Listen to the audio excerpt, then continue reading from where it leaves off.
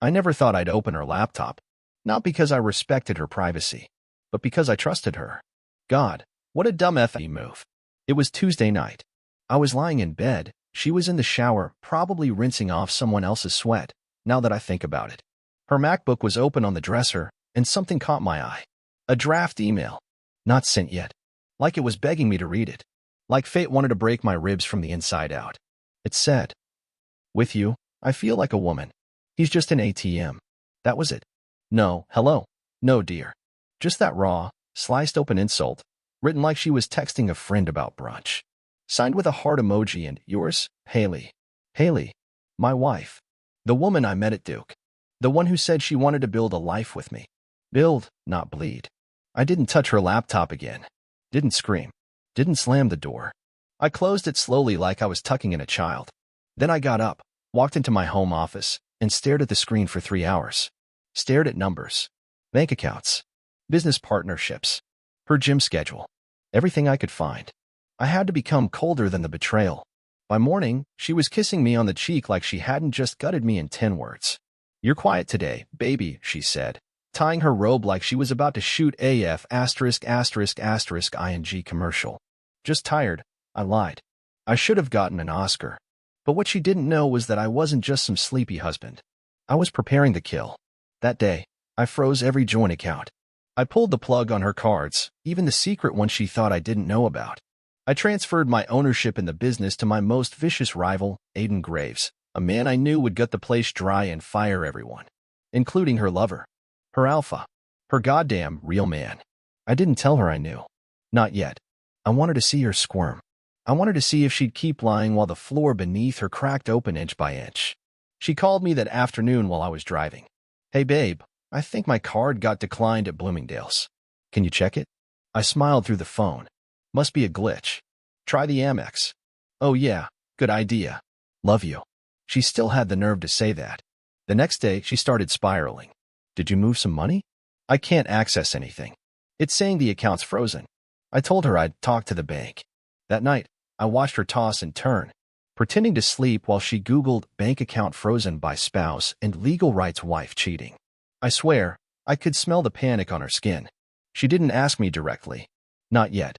But the moment was coming. On Thursday morning, I left for a meeting. Instead, I drove to the office one last time, cleaned out my desk, left a box of her things with a post-it. "You're no longer needed here. You're Alpha too." When she showed up to work that day, security didn't let her in. She called me from the sidewalk, her voice trembling. "What the hell is going on, Jason? They said I'm not on the employee list. They said Marcus got fired this morning too." "I sold the company," I said calmly. "You're not my problem anymore." Silence. "Then, you're insane. You can't do this. I gave you the best years of my life."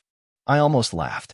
"You gave me lies, Haley, and brunch letters to your buddy." Click. I stared at my reflection in the black screen. I looked older, but more alive than ever. This wasn't just betrayal. It was war. And I was finally armed. Friday morning, she tried sweet lavender perfume and some lacy thing I hadn't seen since our honeymoon. She brought me coffee, all smiles, acting like we hadn't just torched 15 years of marriage in a 4-day span. "Morning, handsome," she purred, sliding into my lap. That same lap she'd probably ridden after riding him. I didn't flinch. Just looked at her like she was a stranger on the train. "Bank called," she added. "They said you have to go in to sign something about the accounts. You didn't tell me anything." "Oh, that's weird," I said, sipping the coffee she made. I let the silence drag long enough to make her squirm, then added, "Maybe it's because I moved everything." Her smile cracked. "What?" I stood. She slipped off my lap like a discarded napkin. "Jason, what the hell are you talking about?" "I mean everything," I said. "The business is gone. The accounts are frozen. Marcus is unemployed. And you? You're a free agent now." She blinked. "What are you saying?" I walked over to the kitchen counter, picked up her laptop, and opened the draft. "With you, I feel like a woman. He's just an ATM." Her face went ghost white. "You left it open," I said. "So thanks for the honesty." Or, well, partial honesty. She backed against the fridge like she was dodging a bullet. "Jason, it's not what you think." "No." I cut her off. Then explained the lingerie, the fake late-night work meetings, the monthly yoga retreats. I made a mistake, she yelled. No, Haley. A mistake is forgetting our anniversary. What you did was AF *****ing demolition. She folded her arms, suddenly cold. You were never there. You buried yourself in work. You stopped making me feel seen. All you ever cared about was money. I nodded slowly. That's ironic, since that's all you'll have none of now. She stared at me, realizing this wasn't a bluff. It wasn't a phase or a tantrum. It was a collapse, and I was letting it fall. Jason, you don't understand, she said, her voice trembling now. Marcus, he said things I needed to hear. He made me feel alive again. I didn't mean to hurt you. You didn't hurt me, I replied, walking toward the door. You ended me. But I rebuilt while you were too busy playing fantasy housewife with a gym trainer who doesn't know how to spell taxes. I picked up the envelope I'd prepared. Divorce papers. Already signed on my end. What's this? She asked, staring at it like it might bite. Freedom, I said. You wanted to feel like a woman? Now you can feel like an independent one. She screamed after me, the scream of someone who thought they held all the cards and just realized the table was burning. I left the door open behind me. Let her sit in the ashes. She didn't sign the papers right away. Of course not. That would have been too easy. Instead, Haley turned to her favorite weapon, manipulation. And when that didn't work, she tried chaos. First came the texts. Long, exhausting, tear-filled walls of regret. I didn't know what I was doing. Marcus wasn't serious. I was just lonely. Let's go to therapy. This doesn't have to be the end. Then she started weaponizing the past, digging up old wounds like a grave robber. Remember when I stayed by your side through your dad's funeral? She texted one night. I didn't leave then. Don't leave me now. My fingers hovered over the keyboard. I wanted to say something. Anything. But I realized something in that moment. She wasn't crying for me. She was crying for her lifestyle. She didn't want me back. She wanted the house, the power, the safety net. The ATM she'd written about in that goddamn email. The next morning, I woke up to a smashed vase in the hallway. She was standing in the living room, barefoot, still in her silk robe, holding another one in her hand like a grenade. You think you can just erase me? She yelled, eyes wide and wild. I didn't answer. I just picked up the shards like it was Monday and the trash was going out. Like she was already part of the debris. She threw the second vase. It missed. Barely. You think you're strong now, she hissed. You think getting revenge makes you a man? No, I said calmly. I think not begging you to stay makes me one. Then she started crying. The ugly, messy kind. But I knew that cry. That wasn't pain. It was frustration. She wasn't sorry she was trapped. And I had the key now. The house? In my name. The car? Bought with my company card frozen. The spa membership? Gone. The business trips? Over.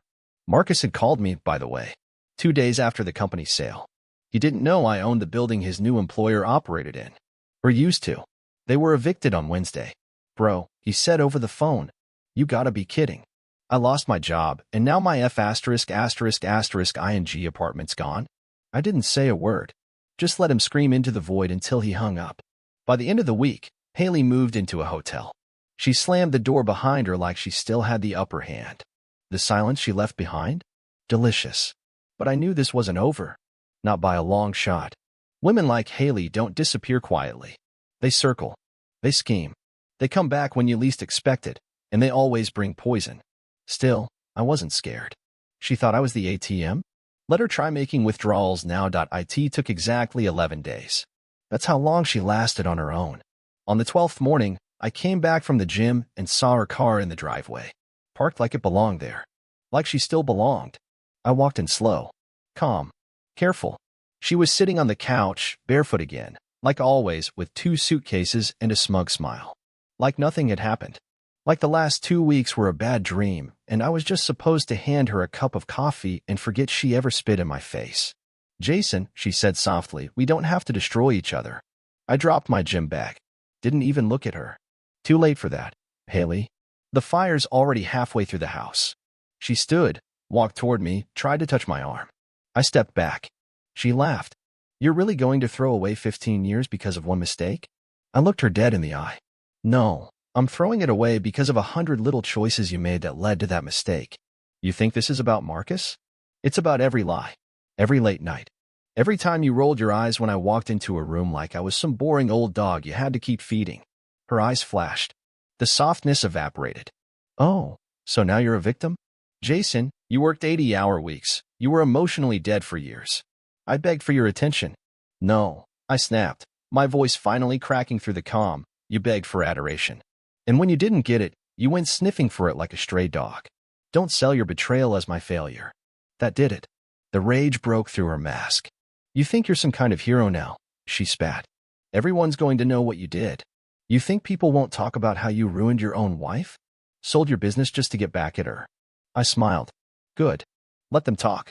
Let them know I was done being humiliated behind closed doors while playing the loving husband in public. Then she made her move. I want half, she said. Of everything. I laughed so hard it hurt my ribs. You'll be lucky if I let you keep your flat iron, I said. You want war, Haley? I already won it. You're crawling back to a battlefield that's already burned to ash. She reached into her bag and pulled out a letter from a lawyer. You think I didn't plan to? She whispered. I know things, Jason. About your company. About your write-offs. You're not as clean as you think. I took the letter, skimmed it. Nothing I hadn't expected. Then I handed her my phone.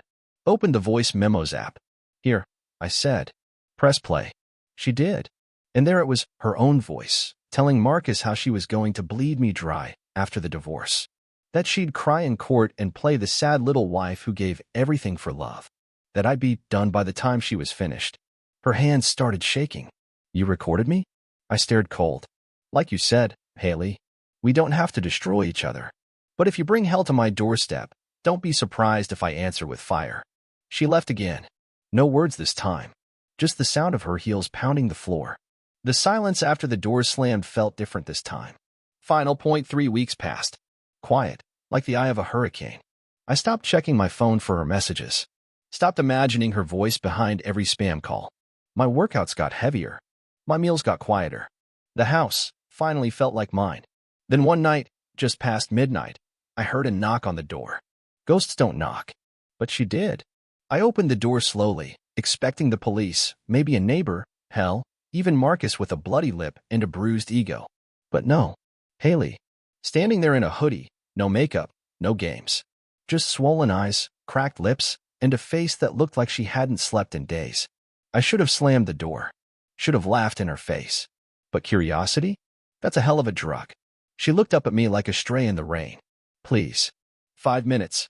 I don't want to fight. I let her in. Biggest mistake of that week. She stepped in slowly, like the walls might bite her. And maybe they should have. They'd heard the arguments. They'd seen her lies peel off like bad wallpaper. She sat on the edge of the couch, trembling. I lost everything, she whispered. I stayed standing, arms crossed. You mean we lost everything, remember? I just got to choose the direction of the fall. She nodded. Didn't argue. Strange. I'm not here to take anything from you, she added. I just needed to say something. I waited. No words from me. I know I was cruel, she said.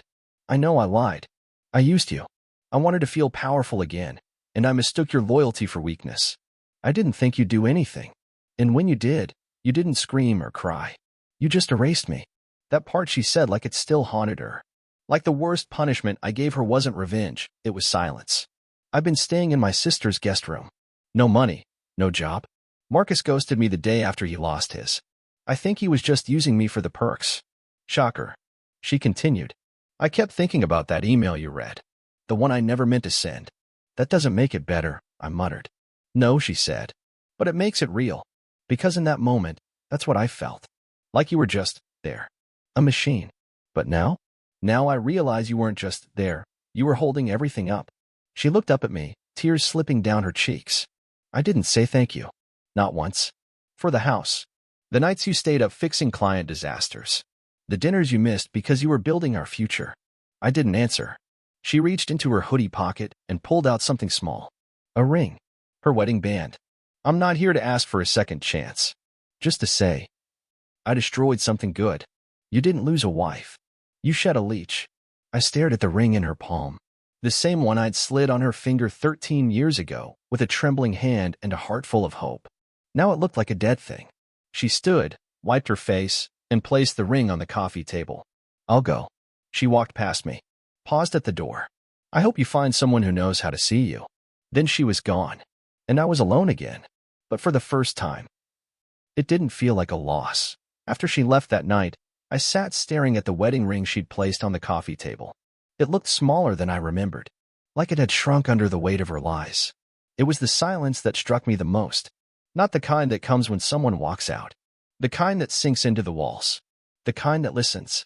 But peace has a price, and mine came due 2 days later. I got a call from my bank. A fraud alert. Someone tried to access your corporate account, the agent said. Attempted login from an unfamiliar device, flagged as high risk. I didn't even have to ask who. Haley had found a new angle. I checked my phone, dozens of missed calls from a blocked number, and one voicemail. Her voice? Slurred, drunk, angry. You think you won? You think this is over? You made me look like a fool. I gave you years, and you turned me into a joke. Everyone's laughing at me. You want war, Jason? Let's go. So much for her little apology tour. I contacted my lawyer that afternoon and moved to tighten the divorce filings, fast track, full freeze, no loopholes. I didn't just want her out of my life. I wanted every digital footprint erased. Then came the knock. Not her this time. 2 officers. Mr. Carter? We need to ask you some questions about an allegation your wife made. My heart dropped. Ex-wife, I corrected. She claimed you threatened her life in a voicemail. She doctored the call. I should have known. Played with the audio. Spliced my calm voice into something colder, darker. I never said anything like that, I told them. She's retaliating. I have the full call logs. One of them nodded. We figured. You don't sound like a guy who leaves threats. But protocol's protocol. They left after a quick search and a statement. I stood in the doorway, watching the patrol car drive off. My hands clenched so hard my nails dug into my palms. This wasn't just betrayal anymore. This was scorched earth. She wasn't trying to come back. She was trying to burn what she couldn't own. That night, I called Marcus. He didn't answer, but I left a message. Short. Clear. She's coming for you next. Don't say I didn't warn you. By the end of the week, I heard he'd lost a car, a dog, and 2 credit cards. Turns out, when Haley hits bottom, she claws everyone on the way down. But here's the thing she never understood about me. I don't live at the top. I build from below. I rise from the ashes. And I never climb with snakes at my feet. I got my final court date 2 days later. Full divorce granted. No alimony. No assets split. She left with nothing. I walked out of the courthouse into the sunlight. No tie. No smile. Just that quiet, lethal calm of a man who'd survived the worst of someone and didn't flinch. At home, I finally picked up the ring from the table. Looked at it one last time. Then I tossed it into the fire. Watched it melt. Not out of anger. Out of clarity. Some bridges don't just burn. They deserve to dot a week after the court date. Everything felt still. Not comma still. Like the moment before a storm, when the sky holds its breath and even the birds go quiet. Except the storm had already passed. And I was still standing. I started sleeping better. I didn't flinch when the doorbell rang. Didn't check the cameras for her car. Didn't care if she was watching from somewhere. She probably was. That was her nature. Never to heal, only to hover. Like a vulture, circling the ruins she caused. But I was done playing her victim. I poured my energy into rebuilding the business, this time smarter. Leaner. Without her fingerprints on anything. I partnered with Aiden, the same man I'd once sold the company to out of spite. Turns out, spite has a way of building bridges too. Glad to have you back, he told me. You look lighter. I was. 10 pounds down. Off her cooking, off her stress, off the weight of pretending everything was okay when it never was. Then came the email. Anonymous sender. No text. Just one image. A picture of Haley, crying in the lobby of some seedy motel. Her eyeliner smudged, her shirt stretched, one shoe missing. Attached was a caption. You took the light out of her. I stared at it for a full minute. Then I replied. She lit the match herself. Blocked the address. Moved on. But it stayed in my mind longer than I liked. Not because I missed her. God no. But because I realized something important. She wasn't chasing me anymore. She was chasing the version of herself she destroyed. That's the thing about manipulators. They don't mourn the love they lost. They mourn the control. I spent that weekend clearing out the last bits of her presence from the house. Old photo albums. Her books. That stupid spa robe she used to lounge in while texting other men. All of it in a box. At the bottom, I found the letter I'd written her years ago on our anniversary. The one she never responded to. It said, "Thank you for making a home out of chaos and a heart out of silence. I don't say it enough, but I see you." She never even opened it. I didn't feel anger anymore. Just pity and relief that I was no longer wasting that kind of love on someone who only loved mirrors. Monday morning, I drove the box to a dumpster 3 blocks away. No dramatic burn, no symbolic speech. Just dropped it and left. Because closure isn't loud. It doesn't scream in your face. It whispers, "You're done." That night, I sat on my porch with a glass of bourbon and watched the sunset for real, not through some tinted lens of fake smiles and deeper wounds. I was free, not just from her, from the illusion of her. And the funny thing is, freedom doesn't always come wrapped in happiness. Sometimes, it walks in dressed as vengeance, nods quietly, and sits beside you like an old friend. No words needed. Just peace. It's strange how peace doesn't make a sound when it arrives. There's no loud moment, no applause, just stillness. Like the chaos was never here to begin with. I'd spent so long preparing for war, I didn't know what to do once the battlefield went silent. But that's the thing about surviving someone like Haley. Survival doesn't mean just staying alive. It means choosing not to carry the poison with you.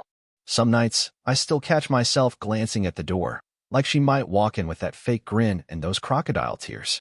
I wonder if she even remembers the man she married, or just the shell she carved him into. But now, I don't feel anger when I think of her. Just clarity. Because she taught me something. A painful, brutal lesson that most men never get the privilege of learning until it's too late. Loving someone isn't about how much you give. It's about what they do with what you give. I gave Haley loyalty, stability, protection. She used it to build a lie so pretty, even I wanted to believe it. But now I see it for what it was. She never wanted a husband, she wanted a stage. And I was just another prop. Would I go back and change it? No. Because every broken piece she left behind, I rebuilt. Stronger, sharper. And now I see people like her before they ever get close. That's a gift. A scarred one, but a gift nonetheless. To every man reading this or living through it. If she lies with ease, manipulates your kindness, and makes you feel crazy for her actions, run. Don't wait for her to tear everything down. Because by the time you see the ashes, she's already found another spark. And don't let her tears confuse you. Crocodiles cry too, right before they bite. I look around my life now, and it's quiet. Not lonely. Just quiet. My house is my own. My time is mine. And the next woman who steps into my world? She'll walk into something earned, not something borrowed, not something broken. I've started to live again. Simple things. A solo trip to Colorado. Cold beer on the porch with real friends. Hell, even laughing again, like really laughing, from the gut, without the fear of being punished for it later. And maybe one day, someone will come along who understands the value of loyalty without needing to be begged for it. But if she doesn't, I'll still be okay.